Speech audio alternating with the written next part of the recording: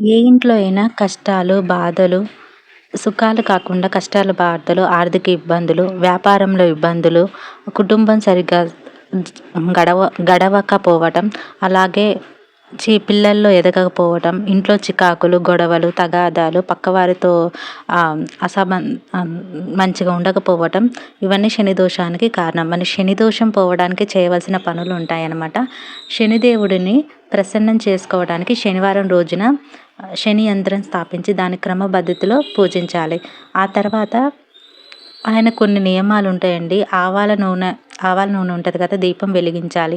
నీలం లేదా నలుపు రంగు పువ్వులను సమర్పించాలి. ఇలా చేయటం వల్ల శనిదేవుడు సంతోషించి ఆశీర్వదిస్తాడు.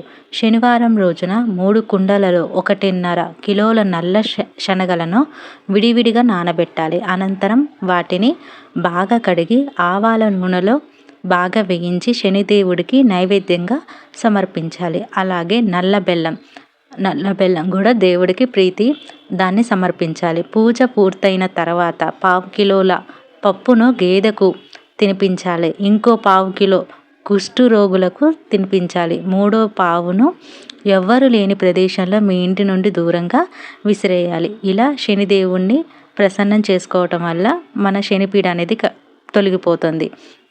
ఈ వీడియో నచ్చినట్లయితే లైక్ చేయండి, షేర్